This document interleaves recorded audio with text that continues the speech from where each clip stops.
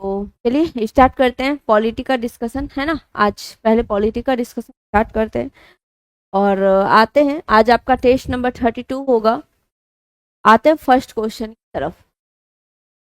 First question आपके सामने देखिए, क्वेश्चन क्या कह रहा है। लोकतंत्र के सिद्धांत, लोकतंत्र के सिद्धांतों के विकास में किस क्रांति का योगदान रहा है। लोकतंत्र के सिद्धांत के विकास में किस क्रांति का योगदान रहा है। इंग्लैंड की गौरवपूर्ण क्रांति, फ्रांस की क्रांति, रूसी बोल्शेविक क्रांति, एक से अधिक, या इनमें से कोई भी नहीं। किस क्रांति का योगदान रहा है। सबसे पहले हम इसका डेट भी जान लेंगे, डेट भी इंपॉर्टेंट होता है। जैसे इंग्लैंड की क्रांति है 1688 में हुई है, इंग्लैंड की गौरवपूर्ण क्रांति 1688 में हुई है। फ्रांस की क्रांति 1789 में हुई है, फ्रांस की क्रांति 1789 में हुई। ठीक है, इंग्लैंड की क्रांति की बात करें 1688 है और फ्रांस की क्रांति 1789 है और रूसी क्रांति 1917 है। रूस की क्रांति बोल्शेविक क्रांति जो कि नवंबर 1917 में हुई थी, इसे बोल्शेविक क्रांति के नाम से जाना जाता है, जिसके तहत रूस में जारशाही व्यवस्था का अंत हो गया था। ठीक है, तो इन सभी का योगदान किसमें रहा है। लोकतंत्र के सिद्धांत के विकास में रहा है। तो आंसर क्या होगा, एक से अधिक इसका सही आंसर हो जाएगा। उपयुक्त में से एक से अधिक इसका सही आंसर हो जाएगा, ऑप्शन नंबर डी। चलिए आगे चलते हैं। क्वेश्चन नंबर 112, किस देश में दोहरी नागरिकता का सिद्धांत स्वीकार किया गया। ये हम अक्सर आपको बताते हैं, जब भी नागरिकता से रिलेटेड चीजें आती है तो आपको बताते हैं कि भारत की जो व्यवस्था है वो एकल नागरिकता की व्यवस्था है। भारत की कौन सी व्यवस्था है। भारत की अगर हम बात करें तो भारत में एकल नागरिकता की व्यवस्था है, एकल नागरिकता। और ये कहाँ से लिया गया है, तो ये लिया गया है ब्रिटेन के संविधान से। कहाँ से, ब्रिटेन के संविधान से एकल नागरिकता की व्यवस्था ली गई है। यानी हमारे तरह ब्रिटेन में भी एकल नागरिकता की व्यवस्था है ना। लेकिन अगर हम अमेरिका की बात करें, तो अमेरिका में एकल नागरिकता नहीं है, वहां पे दोहरी नागरिकता की व्यवस्था है। वहां कैसी है, दोहरी नागरिकता की व्यवस्था है, दोहरी नागरिकता की व्यवस्था है। और इस दोहरी नागरिकता में एक तो आपका नेशनल का अलग होता ही है, उसके बाद आपका जो स्टेट है वहां की नागरिकता होती है। तो आंसर आपका क्या हो जाएगा, भारत, कनाडा, ऑस्ट्रेलिया, एक से अधिक, या इनमें से कोई भी नहीं।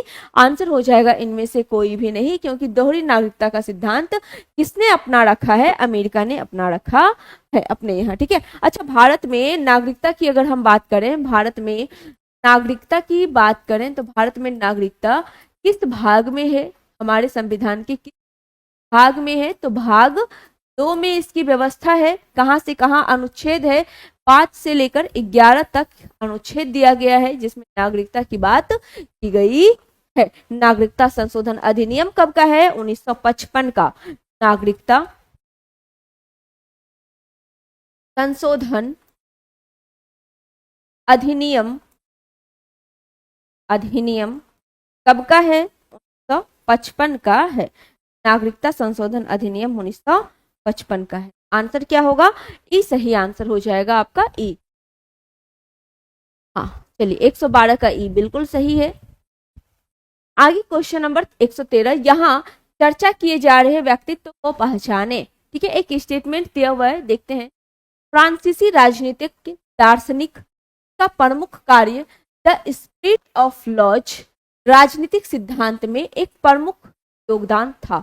द स्पिरिट ऑफ लॉज राजनीतिक सिद्धांत में एक प्रमुख योगदान था। कौन है, कहाँ के थे, फ्रांस के थे, एक राजनीतिज्ञ भी थे, दार्शनिक भी थे। ठीक है, उनका प्रमुख कार्य द स्पिरिट ऑफ लॉज, राजनीतिक सिद्धांत में एक प्रमुख योगदान रहा। कौन है ये बताना है। कौन थे, मॉन्टेस्क्यू। मॉन्टेस्क्यू का नाम आप सुने होंगे, मॉन्टेस्क्यू ये फ्रांसीसी राजनीतिक दार्शनिक। मॉन्टेस्क्यू ने ही शक्ति के पृथ्वीकरण सिद्धांत को अपनाया था। शक्ति के पृथ्वीकरण सिद्धांत को अपनाया था। शक्ति के पृथ्वीकरण का जो सिद्धांत होता है, यानी शक्ति जो है वो अलग अलग स्तर पे अलग अलग तरीके से बटी होनी चाहिए, पृथ्वीकरण सिद्धांत को अपनाया। ठीक है, पृथ्वीकरण सिद्धांत इन्होंने अपनाया था। आंसर क्या होगा, ए, बिल्कुल ए सबका सही आंसर है, ए सबका सही आंसर है। आगे चलिए, क्वेश्चन नंबर 114। यह कथन किसने दिया? जिस संप्रभु को वकील पहचानता है वह उसके पीछे एक और संप्रभु होता है, के सामने कानूनी संप्रभु को झुकना चाहिए। ठीक है, मतलब जिस संप्रभु के पीछे को एक वकील पहचानता है उसके पीछे एक और संप्रभु होता है और जिसके सामने कानूनी संप्रभु को झुकना चाहिए। बॉर्डिन ने, ऑस्टिन ने, डायसी, एक से अधिक या इनमें से कोई भी नहीं। क्या हो जाएगा इसका आंसर? चलिए ऑस्टिन को देखते हैं, इन्होंने क्या कहा है? कानून संप्रभु की आज्ञा है। कानून क्या है? संप्रभु की आज्ञा है। कानून संप्रभु की आज्ञा है। ऑस्टिन क्या कहा? कानून जो है संप्रभु की आज्ञा है। संप्रभु की आज्ञा है। कहने वाले कौन थे? ऑस्टिन थे। लेकिन ये कथन किसका है? डायसी का है। किसका है? डायसी का है। डायसी ने ही कहा है जिस संप्रभु को वकील पहचानता है उसके पीछे एक और संप्रभु हुआ करते हैं जिसके सामने कानून संप्रभु को झुकना चाहिए। ठीक है, चलिए आगे क्वेश्चन नंबर 115।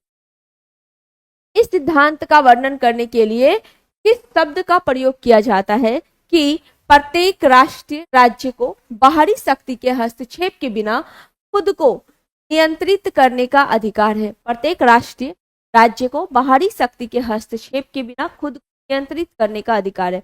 वैश्वीकरण, साम्राज्यवाद, राष्ट्रवाद, एक से अधिक या इनमें से नहीं। चलिए क्या है, कौन सा होगा?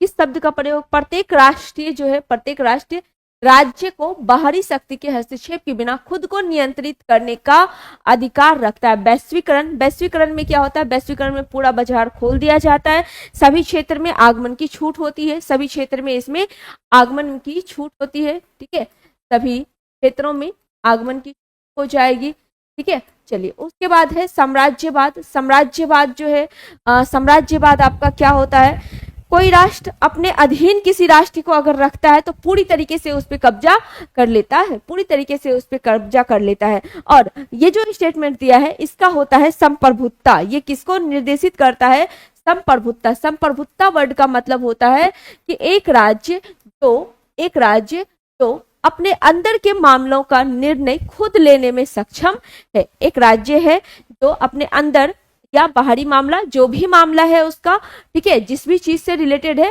वो बिना किसी बाहरी शक्ति के हस्तक्षेप के खुद का निर्णय लेने में सक्षम है। जैसे कि हमारे प्रस्तावना में भी संप्रभुता शब्द का यूज किया गया है। संप्रभुता शब्द का यूज किया गया है। तो इसका क्या आशय है? यही इसका आशय है कि भारत जो है वो अपना अंदर का निर्णय लेने में तो सक्षम है ही है, उसके साथ विदेशी का भी निर्णय, विदेशी जो व्यापार है या जो भी मुद्दा है उसमें निर्णय लेने को सक्षम है। तो आंसर आपका क्या होगा? ऑप्शन नंबर ई हो जाएगा, उपयुक्त में से कोई भी नहीं, क्योंकि ये किसको डिनोट करता है? संप्रभुता को ये बताता है, संप्रभुता। चलिए आगे चलते हैं, क्वेश्चन नंबर 116। निम्नलिखित में से किसने यूएसए का गांधी कहा गया? अच्छा, किसे यूएसए का गांधी कहा जाता है? किसे अमेरिका का गांधी कहेंगे? Martin Luther King junior, John Royals, Web Du Bois, किसे कहा जाएगा अमेरिका का गांधी? अमेरिका का गांधी कहने का आशय क्या था? वहां रंग भेद जो काफी चरम पर थी, के खिलाफ जो आंदोलन हुए थे उसमें सक्रिय रूप से भाग लेने के लिए इन्हें जाना जाता है, रंग भेद के खिलाफ। ठीक है, तो अमेरिका का गांधी किसे कहा जाता है? चलिए, इन्हीं की पुस्तक थी कौन? I have a dream. I have a dream. ठीक है, ये इन्हीं की पुस्तक थी। ठीक है, कौन है? Martin Luther King junior. ठीक है, मार्टिन लूथर किंग जूनियर है, जो कि एक ऑश्वेत थे। ठीक है, कौन थे? ऑश्वेत थे, और इन्होंने रंग भेद के खिलाफ वहां पे जो आंदोलन हुआ था उसमें सक्रिय रूप से अहम हिस्सेदारी अपनी दी। तो आंसर क्या हो जाएगा आपका? मार्टिन लूथर किंग इसका सही आंसर हो जाएगा। Option number A, Martin Luther King junior सही आंसर हो जाएगा। ठीक है, चलिए नेल्सन मंडेला भी है। आगे क्वेश्चन नंबर 117। चिगुआरा मास संधि से संबंधित सही तथ्य की पहचान कीजिए। चिगुआरा मास संधि कैरेबियन क्षेत्र से संबंधित है, बिल्कुल कैरेबियन क्षेत्र से ही संबंधित है। 1973 की संधि है, हाँ 1958 की संधि है, पश्चिमी प्रशांत क्षेत्र से संबंधित है। बताइए क्या होगा इसका आंसर, चिगुआरा की संधि। पिछले डिस्कशन में भी इस पर बात किए हैं, कैरेबियन क्षेत्र से संबंधित है और 1973 में की गई ये एक संधि है। तो आंसर क्या होगा, 1 और 2 इसका सही आंसर हो जाएगा। ऑप्शन नंबर 1 और 2 इसका सही आंसर हो जाएगा। क्वेश्चन नंबर 118, किस देश ने अप्रसार संधि पर हस्ताक्षर नहीं किया है? रूस है, भारत है या यूके है? किसने अप्रसार संधि पर हस्ताक्षर नहीं किया है ये बताना है। अप्रसार संधि है कब का, 1968 का है, जिसे लागू किया गया है 1970 में। अप्रसार संधि की बात करें तो ये है कब का, 1968 का है और इसे लागू कब किया गया है, 1970 में। 1970 में इसे लागू किया गया है। इसमें भारत ने इस पे भारत ने सिग्नेचर नहीं किया है, भारत ने इस पे हस्ताक्षर नहीं किया है, क्योंकि भारत मानता है कि ये जो संधि है ये भेदभावपूर्ण संधि है। भारत क्या मानता है, ये संधि जो है भेदभावपूर्ण संधि है, इसी वजह से भारत इसमें शामिल नहीं हुआ है और भारत ने इस पे सिग्नेचर नहीं किया है। आंसर क्या होगा, का बी सही आंसर होगा, भारत इससे अलग है। बाकी अप्रसार संधि कब की है, 1968 की है, लागू 1970 में होता है।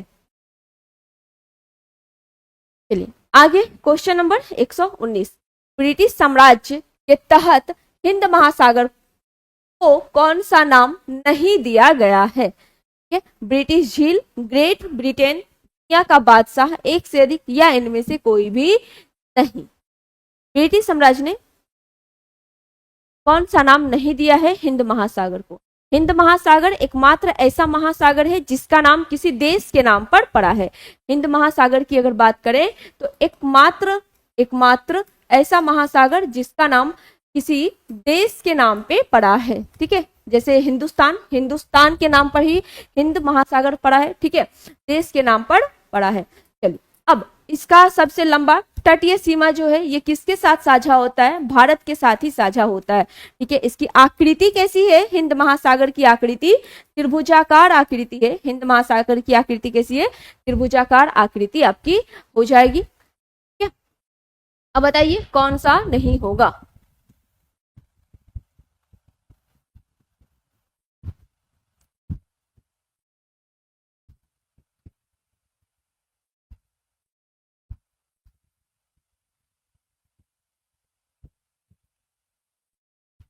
हाँ, ऑप्शन नंबर क्या होगा? ई इसका सही आंसर हो जाएगा। ई, इनमें से कोई भी नहीं इसका सही आंसर हो जाएगा। और वास्तविक क्या होगा? रत्नाकार होगा। क्या होगा? रत्नाकार होगा। हिंद महासागर रत्नाकार नाम क्या दिया गया था? रत्नाकार दिया गया था। तो आंसर हो जाएगा आपका ऑप्शन नंबर ई, सही आंसर हो जाएगा ई। क्वेश्चन नंबर 120, इनमें से किसने विचारधारा शब्द का प्रयोग सबसे पहले किया था? विचारधारा शब्द का प्रयोग सबसे पहले किसने किया था? किसके द्वारा किया गया था?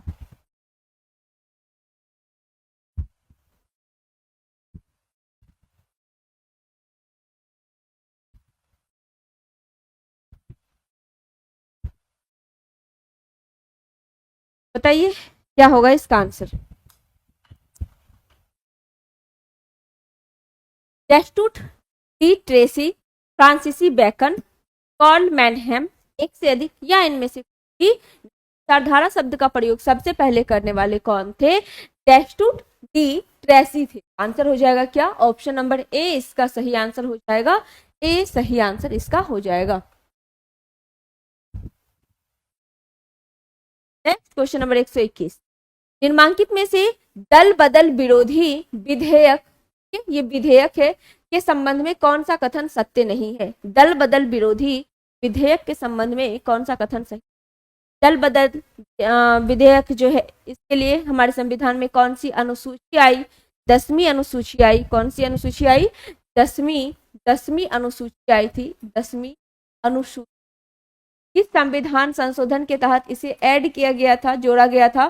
तो 52वां संवैधानिक संशोधन के तहत इसे हमारे संविधान में जोड़ा गया था। ठीक है, इसमें दल बदल की व्यवस्था की गई थी। चलिए देखते हैं क्या है। एक सांसद या विधायक अनर्हरीय ठहराया जाएगा यदि उसने, मतलब अयोग्य ठहराया जाएगा यदि उसने दल की सदस्यता स्वेच्छापूर्वक त्याग दी हो जिससे वह संबंधित। सही है। किसी सदस्य के सदन में किसी विशेष मुद्दे पर होने वाले मतदान से अनुपस्थित बनाए रखने पर उस सांसद का विधेयक को अनर्हरीय ठहराया जाएगा। तीसरा है, लोकसभा के सभापति को अनर्हरीय नहीं ठहराया जाएगा यदि वह बाद में किसी अन्य राजनीतिक दल का सदस्य बन जाता है। ये बिल्कुल ही इसका क्या है, गलत है, ये गलत है। लोकसभा के सभापति हैं तो क्या हुआ, ठीक है।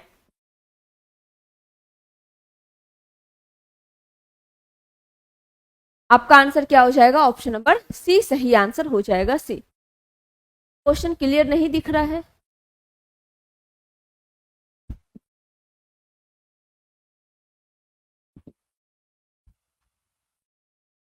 चलिए, आंसर क्या हुआ, सी इसका सही आंसर हो गया। क्वेश्चन नंबर 122, सूचीपन को मिलाना है, बताइए क्या होगा। सूचीपन को सूची से मिलाना है, क्या हो जाएगा। संविधान संशोधन में है, संविधान संशोधन हमारे संविधान के भाग 20 में है, भाग 20 में है। कहां से लिया गया, दक्षिण अफ्रीका से लिया गया है, दक्षिण अफ्रीका के संविधान से लिया गया है और हमारे संविधान के अनुच्छेद 368 में ये शामिल है, 368 में शामिल है। चलिए, उसके बाद है वित्त आयोग। उसके बाद क्या है, वित्त आयोग किस अनुच्छेद में है, वित्त आयोग की चर्चा 280 में की गई है, 280 की गई है। और राज्य वित्त आयोग किसमें है, राज्य वित्त आयोग की बात करें, राज्य वित्त आयोग की बात करें, ये हमारे संविधान के अनुच्छेद 243 के आई में दिया हुआ है, 243 के आई में दिया हुआ है। चलिए, तो इसका क्या हो गया, 3। वित्तीय आपात किसमें है, 360 में है। राष्ट्रीय आपात की बात करें तो राष्ट्रीय आपात किसमें है, 352 में है। राष्ट्रीय आपात में है, 352 में है, 352 में है। राष्ट्रपति शासन की बात करें, राष्ट्रपति शासन किसमें है, राष्ट्रपति शासन 350 में है, 356 में है। और वित्तीय आपात किसमें है, 360 में है। अखिल भारतीय सेवा ये किसमें है, 312 में है। अखिल भारतीय सेवा किसमें है, 312 में है। तो आंसर क्या होगा, ए का 4, ए का 4 किसमें है, इसमें है। बी का 3, बी का 3, सी का 1, डी का 2। आंसर हो जाएगा आपका ऑप्शन नंबर बी सही आंसर हो जाएगा, बी।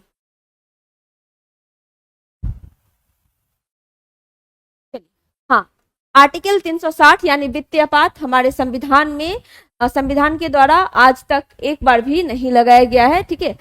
हमारे देश में अभी तक एक बार भी नहीं लगा है। 123 अधिनियम है और संशोधन है, बताइए कौन सा संशोधन किस अधिनियम से जुड़ा हुआ है। हालांकि यहाँ पे उल्टा दिया हुआ है, बताइए कौन सा हो जाएगा, क्या होगा। संविधान 94वां संशोधन, ठीक है। संविधान अधिनियम 2006, 2006 का अधिनियम किससे जुड़ा हुआ है, किससे जुड़ा हुआ है।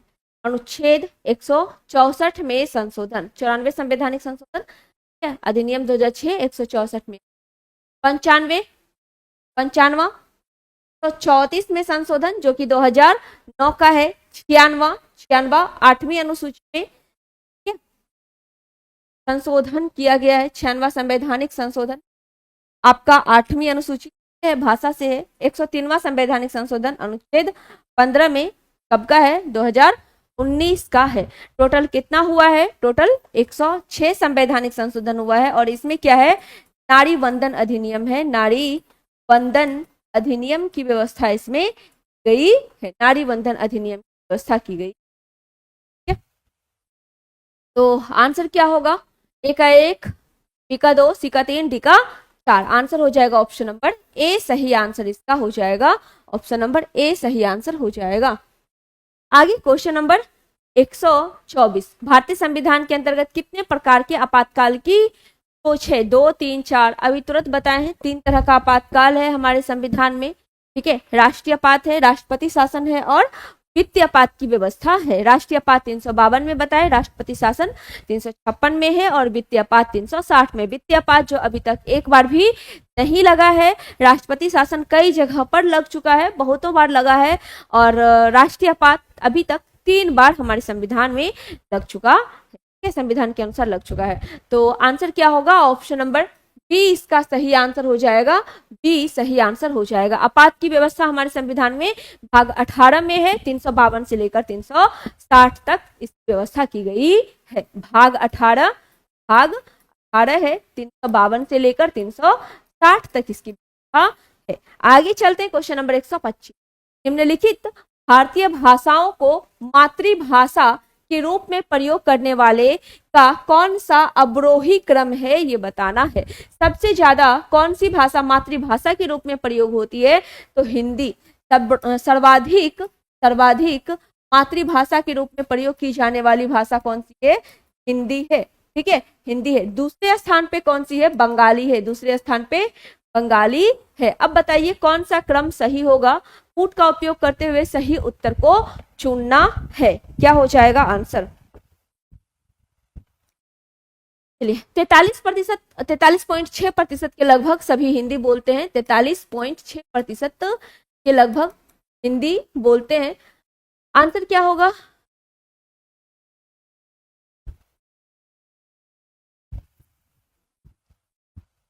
चलिए, सबसे ज्यादा तो हिंदी बोला जाता है, दूसरे स्थान पे बंगाली है, और उसके बाद कौन सा होगा? उसके बाद आपका मराठी हो जाएगा, मराठी के बाद तेलुगु हो जाएगा, और तेलुगु के बाद तमिल हो जाएगा। यानी 1, 2, 4, 3 सही आंसर हो जाएगा। ऑप्शन नंबर बी सही आंसर हो जाएगा, बी सही आंसर हो जाएगा। 43.6 यानी लगभग 44% जनता जो है मातृभाषा के रूप में हिंदी लैंग्वेज का यूज करती है, और बंगाली की बात करें तो लगभग 8% बंगाली भाषा का यूज करती है। तो आंसर क्या होगा? बी सही आंसर हो जाएगा। 1, 2, 4, 3।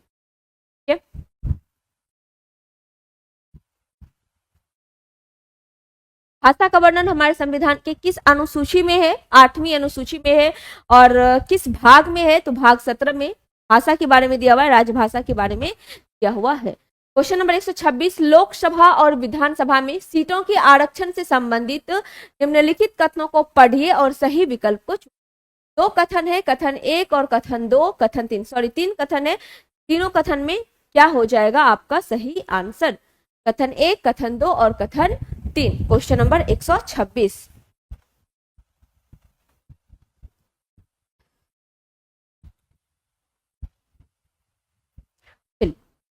पहला देखते हैं, लोकसभा की 543 निर्वाचित सीटों में से 84 सीटें अनुसूचित जाति के लिए, 44 सीटें अनुसूचित जनजाति के लिए है। 543 सीटें हैं, पहले 545 था, 2 एंग्लो इंडियन के लिए था, लेकिन वो हट गया 104 संवैधानिक संशोधन के तहत उसे समाप्त कर दिया गया। वर्तमान में 543 है, जिसमें 84 सीटें अनुसूचित जाति यानी कि एससी के लिए आरक्षित है, अनुसूचित जाति के लिए है। वहीं अनुसूचित जनजाति की बात करें तो 44 सीटें नहीं है, 47 सीटें है। ठीक है, ये तो सही है आपका, लेकिन ये गलत है। ये कितना होगा? 47 हो जाएगा। ठीक है, तो ये कथन क्या हुआ? गलत हो गया। दूसरा है, किसी निर्वाचन क्षेत्र को आरक्षित करने का निर्णय परिसीमन आयोग द्वारा लिया जाता है। बिल्कुल ही सही है। और लास्ट अंतिम परिसीमन आयोग कौन सा है? 2002 का है। कौन सा है? 2002 का है परिसीमन आयोग। तीसरा है, परिसीमन आयोग की नियुक्ति लोकसभा के स्पीकर द्वारा की जाती है। नहीं, परिसीमन आयोग की नियुक्ति राष्ट्रपति कौन करते हैं? राष्ट्रपति करते हैं। और इसके लिए अधिनियम कौन पारित करता है? तो संसद के द्वारा अधिनियम पारित होता है, संसद पारित करती है, और राष्ट्रपति के द्वारा इसकी नियुक्ति की जाती है। तो ये भी कथन क्या हुआ? गलत हो गया। कौन सही है? सिर्फ और सिर्फ 2 सही है, और सही विकल्प ही कह रहा है। तो अब आंसर खोजिए कौन सा होगा। 1, 2, 3 सही है? नहीं है। 1 सही है? बिल्कुल नहीं है। 1 और 3 गलत है? बिल्कुल 1 और 3 गलत है, लेकिन 2 सही है। तो आंसर होगा ऑप्शन नंबर सी, सही आंसर हो जाएगा सी। हाँ बिल्कुल, 126 का सी, जिसका भी ये बिल्कुल सही है। सरवन, अमित, सुमन, बसंती। चलिए, सबका सही आंसर है। आगे चलते हैं, क्वेश्चन नंबर 127। इसको अगर लिखेंगे तो लिख लेंगे कितना? 543 है। 2 जो है एंग्लो इंडियन का, 2 एंग्लो इंडियन का ये क्या हुआ है? ये समाप्त हो चुका है। ये समाप्त हो चुका है। 2 सीट कौन से संवैधानिक संशोधन के तहत? तो 104 संवैधानिक संशोधन के तहत इसे समाप्त कर दिया गया। क्वेश्चन नंबर 127, कौन सा सही सम्मिलित नहीं है ये बताना है। चलिए, अंतर्राज्य परिषद किस अनुच्छेद में है? अनुच्छेद 263 में है, बिल्कुल सही है। वित्त आयोग 280 में है, बिल्कुल ही सही है।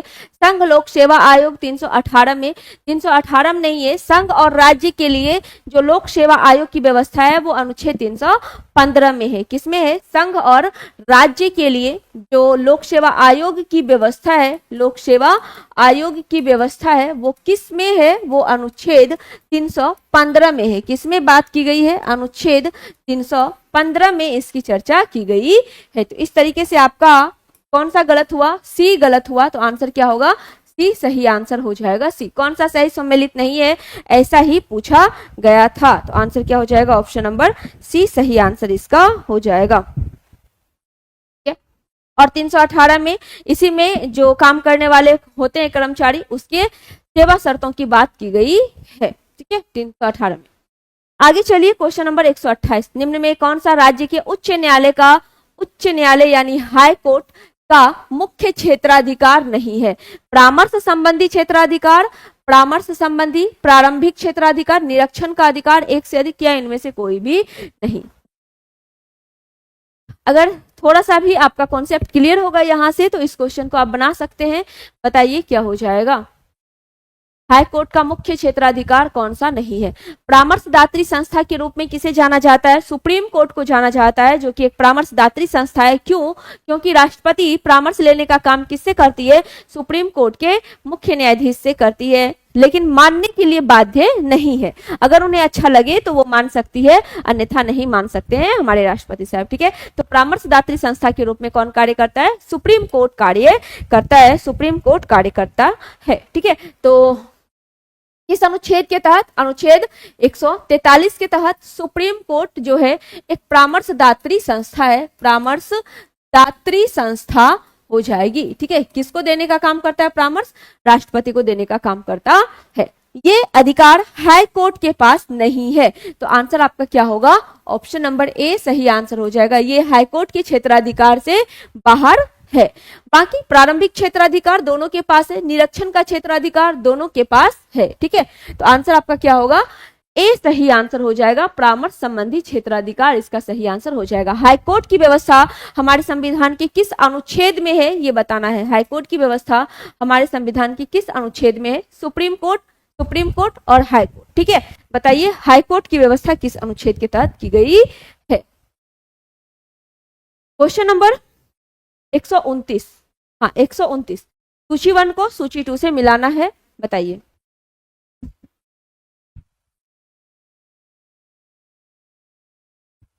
अच्छा, गलत हो गया।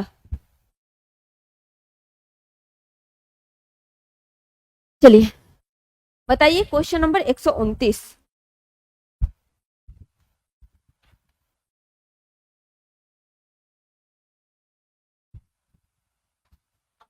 चलिए, भारत का राष्ट्रपति सूचना की गोपनीयता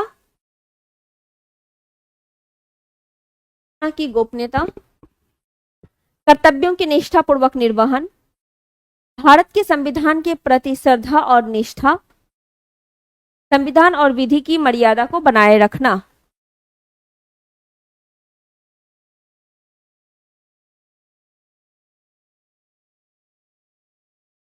चलिए, भारत के राष्ट्रपति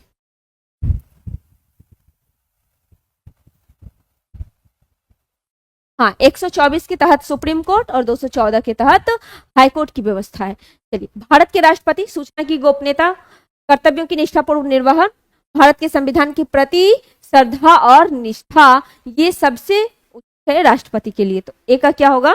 3। दूसरा है सर्वोच्च न्यायालय के जज। सर्वोच्च न्यायालय के जज तो कानून से भी संबंधित होंगे। जब जज हैं तो संविधान और विधि का मतलब कानून की मर्यादा बनाए रखना। तो बी का क्या हो गया? 4। तीसरा है संसद के सदस्य, सूचना की गोपनीयता या कर्तव्यों की निष्ठापूर्वक निर्वहन। संसद सदस्य में लोकसभा और राज्यसभा दोनों के सदस्य आते हैं, तो क्या हो जाएगा? आपका हो जाएगा कर्तव्यों के निष्ठापूर्वक निर्वहन। डी है संघ के मंत्री, सूचना की गोपनीयता, तो डी का क्या होगा? 1, यानी ए का 3 हुआ, बी का 4 हुआ, सी का 2 हुआ और डी का 1। 3 4 2 1, 3 4 2 1 किसमें है? ऑप्शन नंबर सी में है, यानी हमारा आंसर क्या है? सी सही आंसर है, सी सही आंसर है। क्लियर है? जय माता दी। बिल्कुल, जय माता दी। चलिए आगे चलते हैं 130 का। सूची 1 को सूची 2 से मिलाना है, क्या होगा? सूची 1 को सूची 2 से मिलाना है।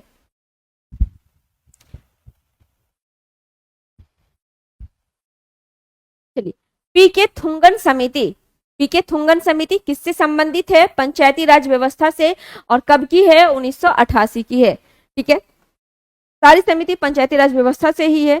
अशोक मेहता समिति, अशोक मेहता समिति कब की है? बलवंत बी आर मेहता, बलवंत राय मेहता समिति है। ठीक है, चलिए, और एल एम सिंघवी समिति।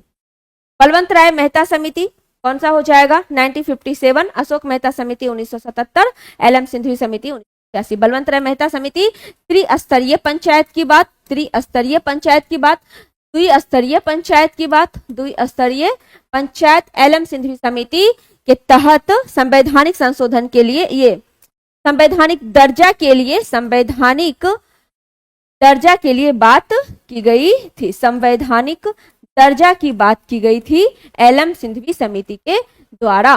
तो ए का क्या हुआ?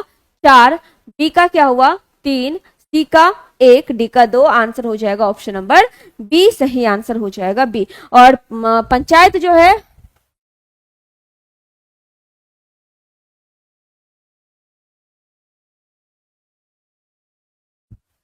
चलिए पंचायत की अगर बात करें, पंचायत को संवैधानिक दर्जा किस संशोधन के तहत मिलता है? 73वां संवैधानिक संशोधन के तहत मिलता है। ठीक है, और किस समिति के सिफारिश पर? एल एम सिंघवी समिति के सिफारिश पर दिया जाता है। पंचायत की व्यवस्था हमारे संविधान के अनुच्छेद 40 में भी किया गया है, 40 में भी पंचायत है। ठीक है, भाग 9 में भी पंचायत की बात की गई है। चलिए आगे क्वेश्चन नंबर 131, आंसर इसका क्या हुआ? बी सही आंसर हो गया, बी 131। सरकार की पंचायती राज प्रणाली की प्रमुख विशेषता क्या है? ठीक है, पंचायती राज प्रणाली की प्रमुख विशेषता कौन सी है? मैम आपका कोई आप ही, मतलब अच्छा आपका कोई ऐप है? नहीं, जो भी है यहीं पे है प्लेटफॉर्म। चलिए क्वेश्चन नंबर 131,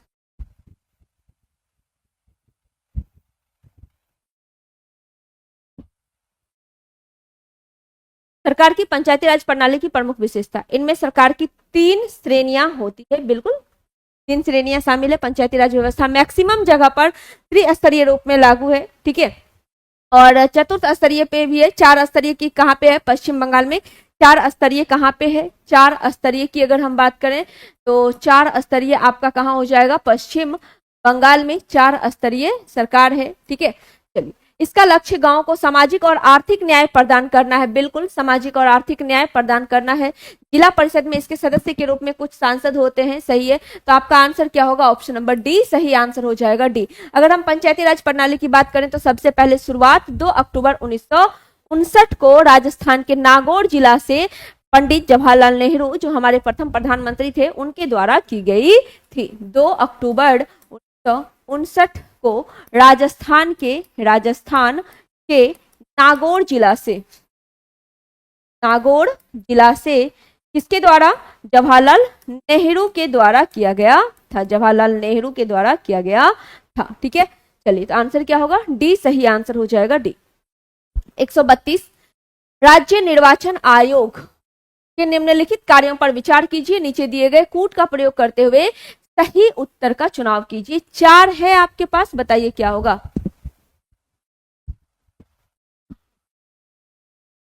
सैटरडे और संडे जो कॉमन पेपर का होता है तो 6:30 बजे से आपका टाइमिंग है, और मंडे टू फ्राइडे जो ज्योग्राफी का आपका डिस्कशन होता है उसका टाइमिंग आपका 7 बजे से।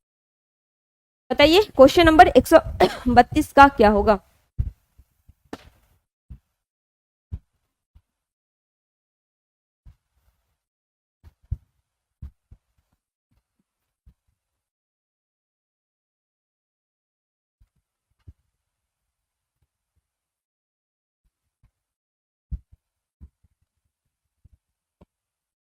चलिए, क्या है, राज्य की पंचायत एवं नगर पालिका के चुनाव के लिए मतदाता सूची तैयार करना। राज्य के लिए कौन करेगा? राज्य निर्वाचन आयोग ही करेगा, या पंचायती राज में हो या नगर में हो, ठीक है, दोनों में कौन करेगा? राज्य निर्वाचन आयोग के द्वारा सूची तैयार किया जाएगा, या चुनाव कराने की जिम्मेदारी राज्य निर्वाचन आयोग पे। सही है, राज्य की पंचायत एवं नगर पालिका के लिए निर्वाचन करवाता है, बिल्कुल सही है, राज्य की पंचायत और नगर पालिका के लिए कौन करवाएगा? राज्य निर्वाचन आयोग करवाएगा। राज्यपाल के निर्देशन के अनुरूप पंचायत एवं नगर पालिका के अतिरिक्त अन्य निकाय के लिए भी निर्वाचन करवाता है। ये गलत है, ठीक है, ये गलत है, ये अपना काम करता है, किसी के निर्देश पर काम नहीं करता है। भारत के निर्वाचन आयोग द्वारा सौंपे गए मतदाता सूची को तैयार करने एवं निर्वाचन कराने का काम करता है, ठीक है, भारत के निर्वाचन आयोग द्वारा नहीं, इसका अपना राज्य का अलग होता है। तो 3 और 4 भी आपका क्या हुआ? गलत हुआ। आंसर क्या होगा? 1 और 2 सही है, 1 और 2 सही है। अच्छा, निर्वाचन आयोग की अगर हम बात करेंगे, निर्वाचन आयोग की अगर हम बात करें तो निर्वाचन आयोग, ठीक है, किस भाग में है? तो हमारे संविधान के भाग 15 में इसकी व्यवस्था है। किस अनुच्छेद में है? तो अनुच्छेद आपका 324 से 329 तक इसकी व्यवस्था है। कब इसकी स्थापना होती है? आपका जो मेन निर्वाचन आयोग है राष्ट्रीय स्तर का, ठीक है, उसकी स्थापना 25 जनवरी 1950 को होती है, 25 जनवरी 1950 को होती है। इसीलिए 25 जनवरी को राष्ट्रीय मतदाता दिवस मनाया जाता है। राष्ट्रीय मतदाता दिवस हम लोग 25 जनवरी को ही मनाते हैं। इसका काम क्या है? राष्ट्रीय राजनीतिक पार्टी को दर्जा देना, मान्यता देना, चुनाव चिन्ह प्रदान करना, मतदाता सूची तैयार करवाना, ठीक है, ये सारा कुछ आपका क्षेत्र का परिसीमन करना, आचार संहिता लागू करना, ये सब काम किसका है? निर्वाचन आयोग का ही काम है। ये एक संवैधानिक संस्था है, संवैधानिक संस्था है, राष्ट्रपति के द्वारा नियुक्ति की जाती है। इसमें नियुक्ति किसके द्वारा की जाती है? राष्ट्रपति के द्वारा नियुक्ति की जाती है। कितना सदस्य आयोग है? तो ये 3 सदस्य आयोग है। कितने सदस्य होते हैं? 3 सदस्य होते हैं। जो मुख्य निर्वाचन आयुक्त होते हैं उसका कार्यकाल जो है वो 6 वर्ष या 65 वर्ष होता है, 6 वर्ष या 65 वर्ष होता है, और जो अन्य होते हैं उसका 6 वर्ष या 62 वर्ष होता है, ठीक है। चलिए, तो आंसर क्या हुआ? ए सही आंसर इसका हो गया ए। क्वेश्चन नंबर 133, निम्नलिखित कथनों में से कौन सा एक कथन सही है? 3 है, बाकी आपका 1 से अधिक है और इनमें से कोई भी नहीं है। बताइए 133 का आंसर क्या हो जाएगा?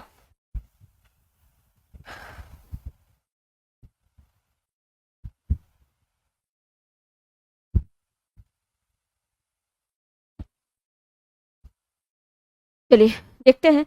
भारत में एक ही व्यक्ति को एक ही समय में 2 या अधिक राज्य में राज्यपाल नियुक्त नहीं किया जा सकता है। किया जा सकता है, बिल्कुल किया जा सकता है, ठीक है। ये व्यवस्था हमारे संविधान में 7वां संवैधानिक संशोधन के द्वारा की गई है। राज्यपाल के लिए भी है और हाईकोर्ट के लिए भी है। हाईकोर्ट के लिए भी ये व्यवस्था है।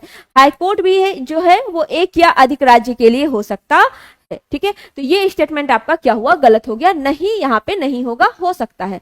भारत में राज्यों के उच्च न्यायालय के न्यायाधीश राज्य के राज्यपाल द्वारा नियुक्त किए जाते हैं, ठीक वैसे ही जैसे उच्चतम न्यायालय के न्यायाधीश राष्ट्रपति के द्वारा नियुक्त किए जाते हैं। नीचे का स्टेटमेंट तो सही है कि उच्चतम न्यायालय के न्यायाधीश राष्ट्रपति के द्वारा नियुक्त किए जाते हैं, ये नहीं सही है। उच्च न्यायालय यानी हाईकोर्ट के न्यायाधीश राज्य के राज्यपाल नहीं, ये भी किसके द्वारा? ये भी राष्ट्रपति के द्वारा ही नियुक्त किए जाएंगे। तो ये भी स्टेटमेंट क्या हुआ? गलत हो गया, ठीक है। चलिए अगला, भारत के संविधान में राज्यपाल को उसके पद से हटाने हेतु कोई भी प्रक्रिया अधिकथित नहीं है। ये बिल्कुल सही है, ये बिल्कुल सही है, ठीक है। ये एक जो पद है राज्यपाल का पद, इसको हटाने के लिए कोई प्रक्रिया का वर्णन हमारे संविधान में नहीं किया गया है, बल्कि जब हटाना होता है तो प्रधानमंत्री अपनी जो भी मंत्रिपरिषद है उनसे सलाह मशविरा करके राष्ट्रपति को ये अधिकार देता है। राष्ट्रपति को कहते हैं कि उस राज्यपाल का वहां से ट्रांसफर किसी और जगह कर दे या फिर कहीं और कर दे, ठीक है। तो इसके लिए कोई प्रक्रिया का वर्णन नहीं है। आपका आंसर क्या होगा? ऑप्शन नंबर सी सही आंसर हो जाएगा। अगर राज्यपाल की बात करें तो हमारे संविधान के कितने अनुच्छेद में है? अनुच्छेद 153 में है राज्यपाल की व्यवस्था, अनुच्छेद 153 में है, और इसकी शपथ, राज्यपाल का शपथ अनुच्छेद 159 में है। 159 में, ठीक है।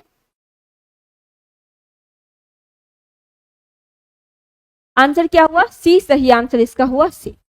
अगला क्वेश्चन क्वेश्चन नंबर आपका 134।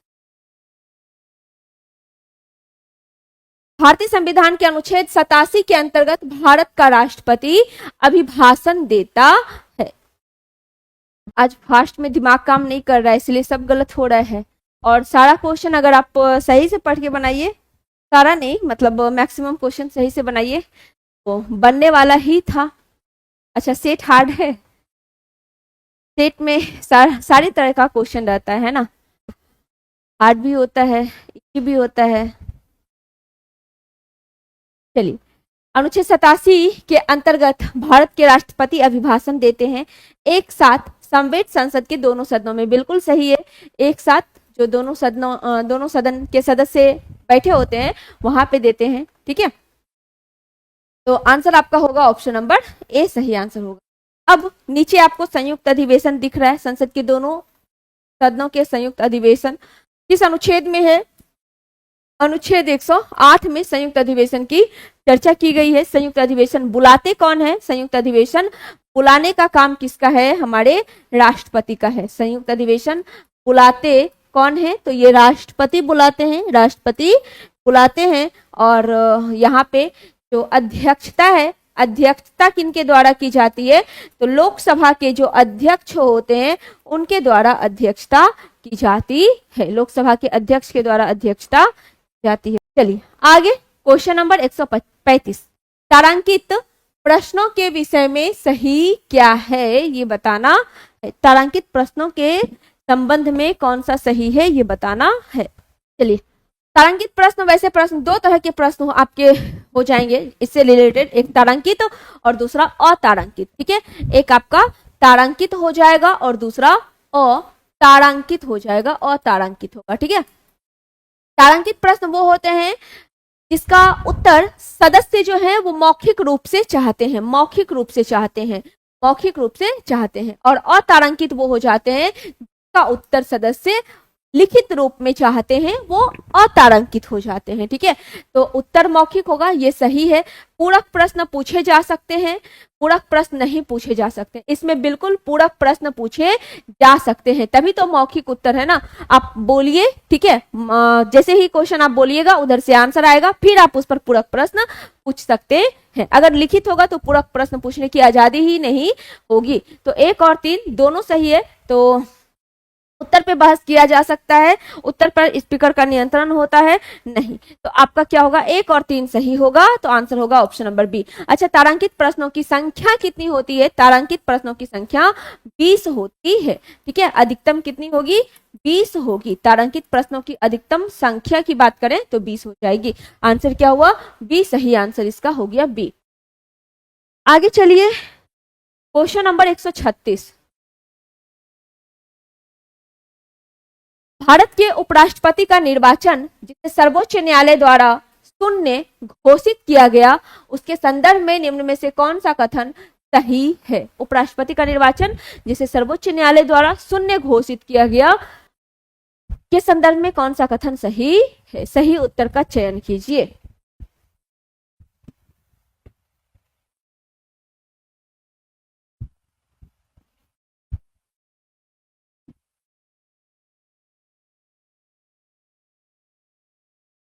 बताइए क्या होगा आंसर।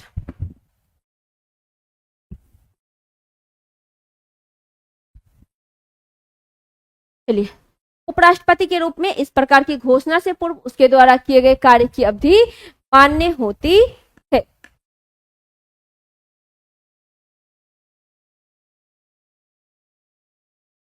उपराष्ट्रपति के रूप में इस प्रकार की घोषणा से पूर्व के द्वारा किए गए कार्य अवधि मान्य होती है। सही है। उपराष्ट्रपति के रूप में इस प्रकार की घोषणा के द्वारा कार्यविधि मान्य नहीं होती, गलत है। इसका देखिए क्या है, राष्ट्रपति साहब हो या उपराष्ट्रपति हो, ठीक है, दोनों का निर्वाचन अगर होता है और निर्वाचन के बाद निर्वाचन उनका रद्द कर दिया जाता है, जिसे सुप्रीम कोर्ट गलत ठहरा देता है और उन्हें अपने पद से हटना पड़ता है, तो वो हट तो जाते हैं, लेकिन उनके द्वारा किया गया जो कार्य होता है वो गलत नहीं होता है, वो अविधि मान्य नहीं होता है। कहने का मतलब कि वो पूरी तरीके से जो कार्य किया गया है, ठीक है, उस कार्यकाल में वो मान्य होता है। क्यों? क्योंकि राष्ट्रपति और उपराष्ट्रपति अपनी शक्ति से उस काम को नहीं करते हैं, वो संसद के कहने पर या जो प्रधानमंत्री हैं, प्रधानमंत्री के मंत्री परिषद के कहने पर उस काम को संचालित करते हैं। ठीक है, अपने स्वविवेक का उपयोग उसमें नहीं करते हैं, इसीलिए उनके द्वारा किया गया कार्य भी जो है वो शून्य नहीं माना जाता है, वो अमान्य नहीं होता। इसलिए आपका क्या होगा? ए सही होगा। आंसर आपका ऑप्शन नंबर ए सही हो जाएगा। अब उपराष्ट्रपति हमारे संविधान के किस अनुच्छेद में है? अनुच्छेद 63 में उपराष्ट्रपति की व्यवस्था की गई है। कहां से लिया गया है? अमेरिका के संविधान से उपराष्ट्रपति पद लिया गया है। 137 केंद्रीय मंत्री परिषद के त्यागपत्र देने के उपरांत कौन सी एक सही स्थिति नहीं है? अगर केंद्रीय मंत्री परिषद त्यागपत्र देता है तो कौन सी एक सही स्थिति नहीं होगी, ये पूछा गया है। बताइए क्या हो जाएगा आंसर? राष्ट्रपति शासन लागू हो जाएगा, यही गलत है आपका। ठीक है, अगर मंत्री परिषद देता है इस्तीफा तो इससे राष्ट्रपति शासन क्यों लागू होगा? राष्ट्रीय वैकल्पिक व्यवस्था बनने तक उन्हें बने रहने के लिए कहेंगे, बिल्कुल राष्ट्रपति उन्हें बने रहने के लिए कहेंगे। वैकल्पिक व्यवस्था से अभिप्राय है कि यथासंभव शीघ्र नई सरकार के गठन के लिए आम चुनाव कराया जाएगा। तो ये दोनों बिल्कुल ही सही है, लेकिन ये सही नहीं है। तो हमारा आंसर क्या होगा? ऑप्शन नंबर ए, राष्ट्रपति शासन ऐसे ही लागू नहीं हो जाएगा। ठीक है, तो ए इसका सही आंसर होगा। चलिए क्वेश्चन नंबर 138, भारत के संविधान के भाग 4 में अंतर्विष्ट प्रावधान के संदर्भ में निम्नलिखित कथनों में से कौन सा सही है? अच्छा, भाग 4 किससे संबंधित है? भाग 4 की अगर बात करें तो ये किससे संबंधित है? भाग 1 क्या है? राज्य, संघ, राज्य और राज्य क्षेत्र जो होता है उसके बारे में है। भाग 2 में नागरिकता है। भाग 3 में मौलिक अधिकार है। भाग 4 में डीपीएसपी यानी कि नीति निर्देशक तत्व है। भाग 4 में क्या है?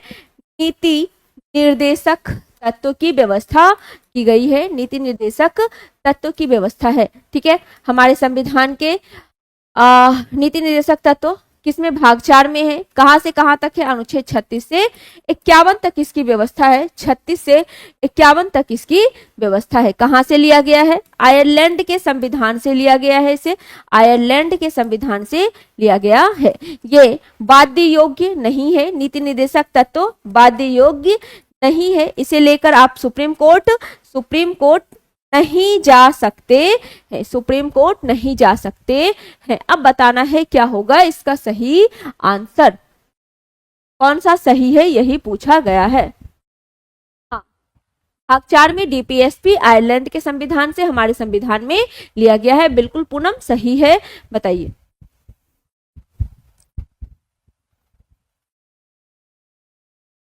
पहला क्या है? ये न्यायालय द्वारा परिवर्तनीय है। बिल्कुल नहीं, इसमें न्यायालय को कोई अधिकार नहीं दिया गया है। आप इसे लेकर न्यायालय नहीं जा सकते हैं। अगर आपको नीति निर्देशक तत्व लागू किया हुआ नहीं मिलता है तो आप नहीं जा सकते हैं। मौलिक अधिकार के बिल्कुल अपोजिट है, वे किसी भी न्यायालय द्वारा परिवर्तनीय नहीं होंगे। बिल्कुल सही है।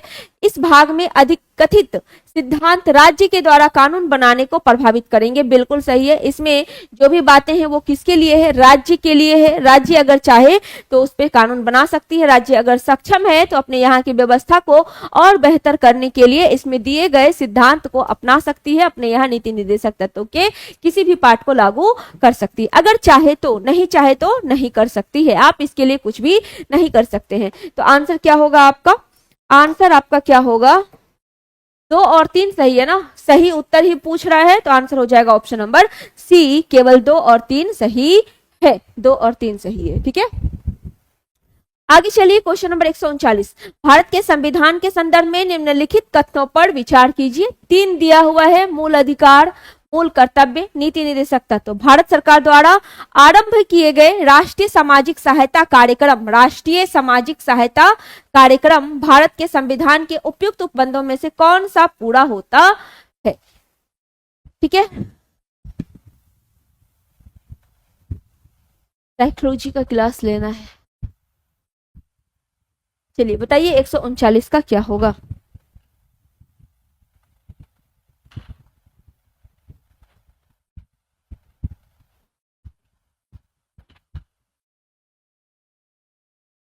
मूल अधिकार राष्ट्रीय सामाजिक सहायता कार्यक्रम के तहत नहीं आता है। राष्ट्रीय सामाजिक सहायता कार्यक्रम अपने मन से राज्य के द्वारा एक स्टार्ट किया गया प्रावधान है, मौलिक कर्तव्य भी नहीं है। ये क्या है, नीति निर्देशक तत्व के अंतर्गत शामिल है, नीति निर्देशक तत्व के अंतर्गत शामिल है। तो क्या हो जाएगा आपका आंसर, क्या हो जाएगा इसका, केवल 1, केवल 2, केवल 3।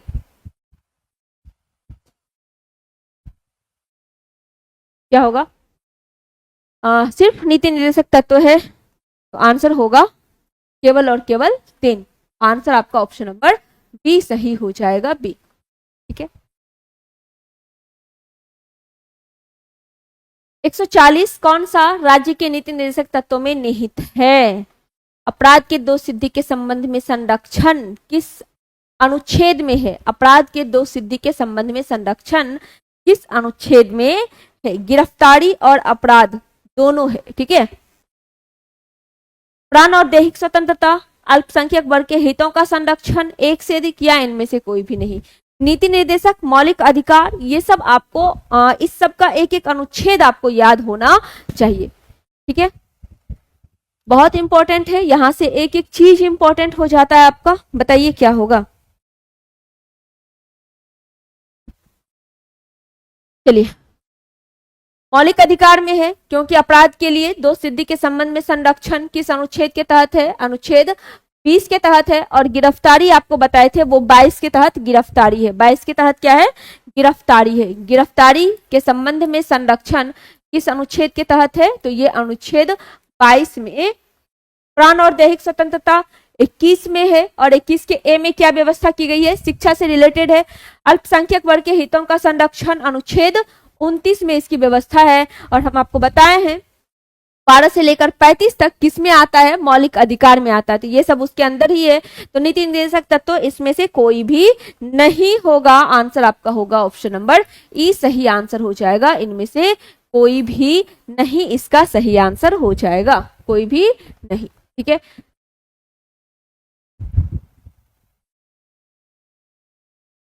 हाँ 21 से एजुकेशन से संबंधित है, शिक्षा से संबंधित है। आगे चलिए, क्वेश्चन नंबर 141। एक उच्च अधिकार प्राप्त न्यायालय द्वारा उत्प्रेषण रीट जारी किया जाता है। उत्प्रेषण रीट, रीट जो जारी किया जाता है वो आपका सुप्रीम कोर्ट रीट जारी करता है, हाई कोर्ट रीट जारी करता है। मौलिक अधिकार के संरक्षण के लिए व्यवस्था की गई है अनुच्छेद 32 के तहत सुप्रीम कोर्ट और 226 के तहत हाई कोर्ट 5 प्रकार के रीट को जारी करता है। ठीक है, अनुच्छेद 32 के तहत सुप्रीम कोर्ट, 226 के तहत हाई कोर्ट रीट जारी करता है। कितने प्रकार का?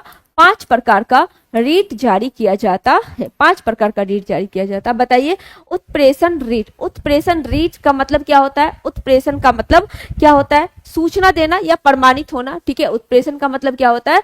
प्रमाणित होना या सूचना देना। प्रमाणित होना या सूचना देना इसका मतलब होता है।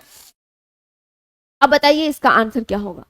141 का आंसर क्या हो जाएगा? हाँ 5 रीट। चलिए,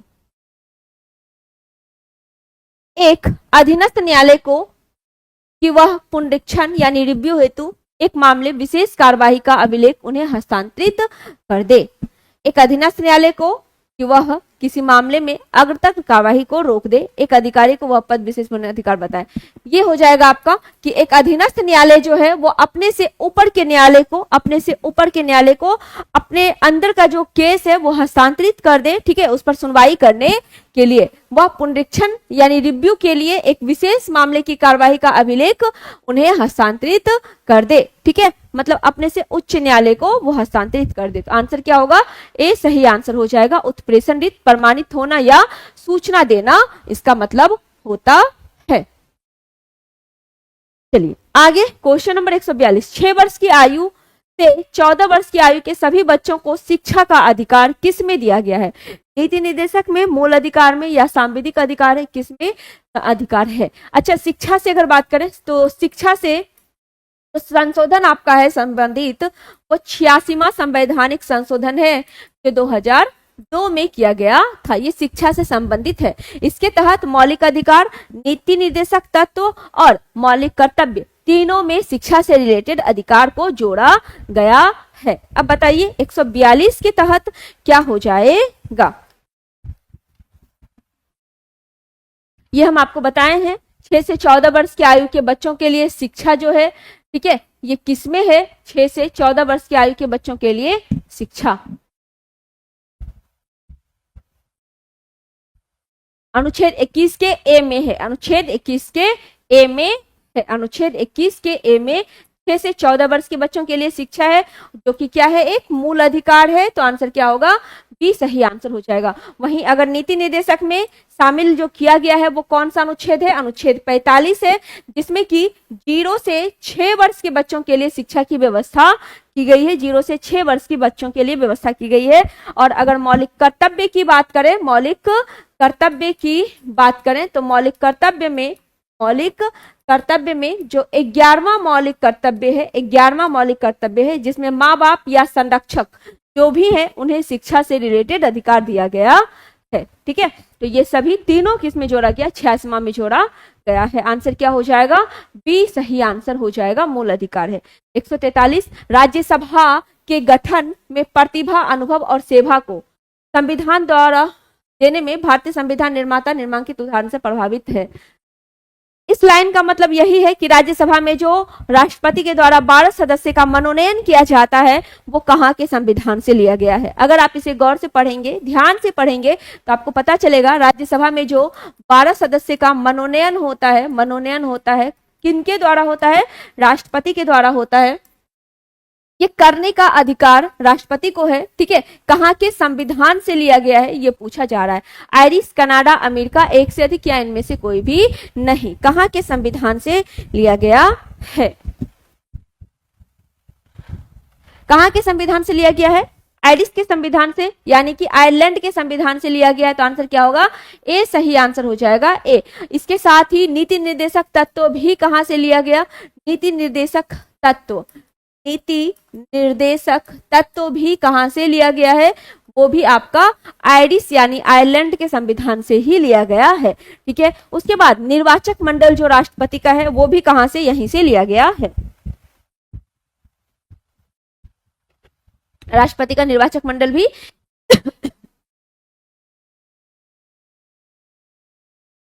राष्ट्रपति का निर्वाचक मंडल भी कहां से, यहीं से लिया गया है। ठीक है, चलिए अमेरिका का बता ही दिए हैं। उसके बाद आपका कनाडा है, जहां से राज्यपाल की नियुक्ति जो है उसे लिया गया है। आगे क्वेश्चन नंबर 144, सरपंच और उप सरपंच किसे स्वलिखित आवेदन देकर अपना त्याग पत्र दे सकते हैं, जिलाधिकारी को, जिला पंचायत पदाधिकारी को, मुखिया को, या एक से अधिक या इनमें से कोई भी नहीं। किसे अपना त्याग पत्र देंगे, तो जिला पंचायत से संबंधित जो पदाधिकारी हैं, जिला पंचायत से संबंधित जो पदाधिकारी हैं सरपंच या उप सरपंच अपना त्याग पत्र देंगे। तो आंसर हो जाएगा ऑप्शन नंबर बी। आगे क्वेश्चन नंबर 145, बिहार विधान परिषद में महिलाओं को मताधिकार दिए जाने संबंधी विधेयक कब पारित हुआ था, ये बताना है। सबसे पहले कहां पर, 1893 में न्यूजीलैंड में महिलाओं को वोट देने का अधिकार दिया गया था, 1893 में। ठीक है, कहां पे, किस देश में, न्यूजीलैंड में वोट देने का अधिकार दिया गया था। ठीक है, और बिहार विधान परिषद में सबसे पहले न्यूजीलैंड में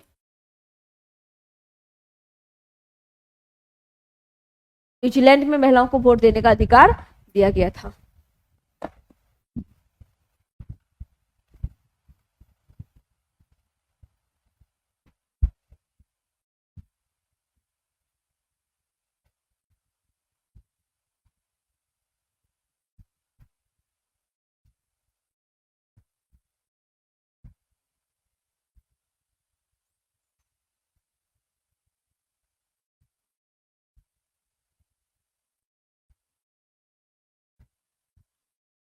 सभी का आंसर एक तरफ से बी आंसर है, जो कि गलत है।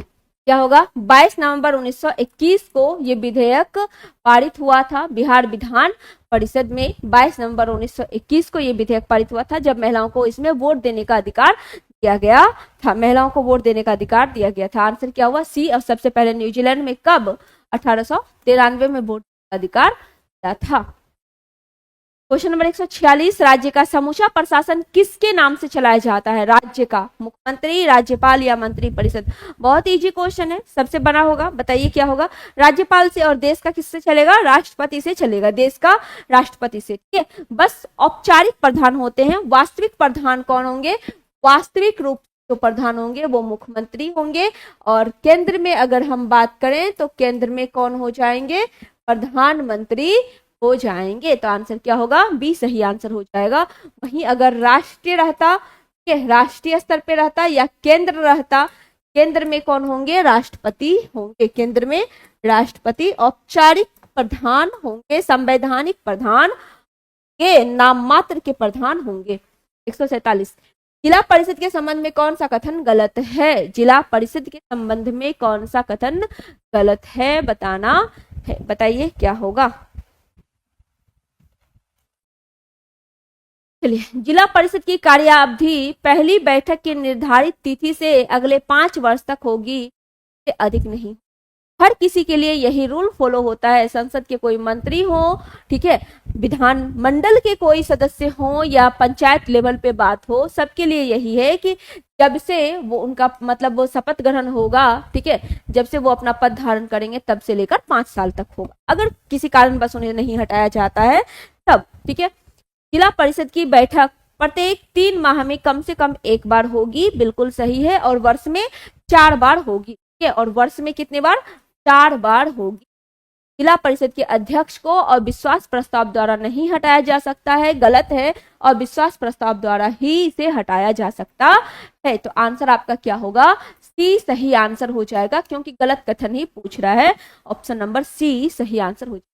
148, बिहार में अंतिम बार 7 मार्च 2005 को राष्ट्रपति शासन लागू किया गया। उस समय बिहार के राज्यपाल श्री बूटा सिंह थे। कौन थे? श्री बूटा सिंह उस समय जो राज्यपाल हैं वो थे। टोटल कितनी बार लगा है बिहार में राष्ट्रपति शासन? टोटल 8 बार लग गया है।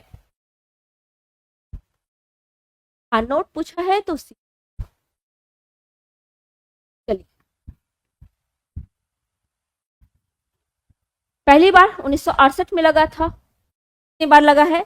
8 बार लगा है। और पहली बार 1968 में लगा था, फिर 1969 अगले ही साल लगता है 1969 में, फिर 72 है, फिर 77 है, फिर आपका 80 हो जाएगा, 95 है, 99 है और 2005 है। इस तरीके से टोटल 8 बार लगता है। और अंतिम बार 2005 में लगा था, 2005 में, ठीक है। चलिए, 1978 है, 1969 हो जाएगा, उसके बाद आपका 1972 होगा, 1977 हो जाएगा, फिर 1900 आपका 80 हो जाएगा, 1995, 1999 और 2005 हो जाएगा। कौन थे? तो वो आपके थे श्री बूटा सिंह। ठीक है, ये प्रथम बार लगा था और वो अंतिम बार लगा था। क्वेश्चन नंबर 149, बिहार विधानमंडल में सम्मिलित है कौन? विधानमंडल की अगर हम बात करें, विधान मंडल की बात करें तो बिल्कुल संसद की तरह इसकी संरचना होती है। इसके 3 अंग होते हैं। अंग कितने होते हैं? अंग की अगर बात करेंगे तो 3 के, एक बिहार विधानमंडल है ना, तो एक राज्यपाल हो जाएंगे, दूसरे विधानसभा, दूसरा विधानसभा और तीसरा विधान परिषद हो जाएगा। ठीक है, ये अंग की बात की गई है। और अगर सदन की बात की जाए तो 2 हो जाएगा। ठीक है, 2 हो जाएगा सदन, विधानसभा और विधान परिषद। तो कौन कौन शामिल है? सभी शामिल है। तो आंसर क्या होगा? ऑप्शन नंबर डी सही आंसर हो जाएगा। क्या बिहार में विधान परिषद है? बिल्कुल बिहार में विधान परिषद है। कितने राज्य में है? 6 राज्य में। सबसे ज्यादा सीट कहां पर है? यूपी में 100 सीट है, महाराष्ट्र में 78 है, बिहार और कर्नाटक में 75 है, आंध्र प्रदेश में 50 है और तेलंगाना में आपका 40 है। आंध्र प्रदेश में 58 है, आंध्र प्रदेश 58। आगे क्वेश्चन नंबर 150, बिहार राज्य में स्थित चाणक्य विधि विश्वविद्यालय के कुलपति होते हैं मुख्यमंत्री, राज्यपाल, पटना उच्च न्यायालय के मुख्य न्यायाधीश, एक से अधिक या इनमें से भी नहीं। हाँ, 6 स्टेट में है, बिल्कुल सही। क्वेश्चन नंबर 150 है ना, 150 क्या है? बिहार राज्य में स्थित चाणक्य राष्ट्रीय विश्वविद्यालय, जिसकी स्थापना 2006 में की गई थी। यहाँ पे कानून संबंधी बातें जो है वो बताया जाता है, और इसके कुलपति कौन होते हैं? पटना उच्च न्यायालय के जो मुख्य न्यायाधीश होते हैं वही होते हैं। आंसर क्या होगा? ऑप्शन नंबर सी सही आंसर हो जाएगा, सी। ठीक है, ऐसे अगर किसी नॉर्मल विश्वविद्यालय की बात करें तो जिस राज्य में है वहां के राज्यपाल हो जाएंगे, वहां के राज्यपाल हो जाएंगे। लेकिन ये चाणक्य राष्ट्रीय विधि विश्वविद्यालय है, जो कि कानूनी ज्ञान के लिए बनाया गया था, कानूनी शिक्षा के लिए बनाया गया था। ठीक है, तो इसके कौन हो जाएंगे? पटना उच्च न्यायालय के मुख्य न्यायाधीश इसके कुलपति हो जाएंगे। पटना उच्च न्यायालय के मुख्य न्यायाधीश इसके कुलपति हो जाएंगे।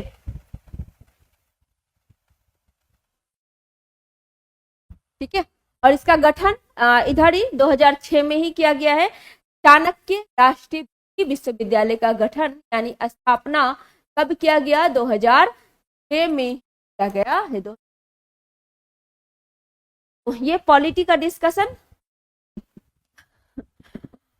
आपका समाप्त होता है।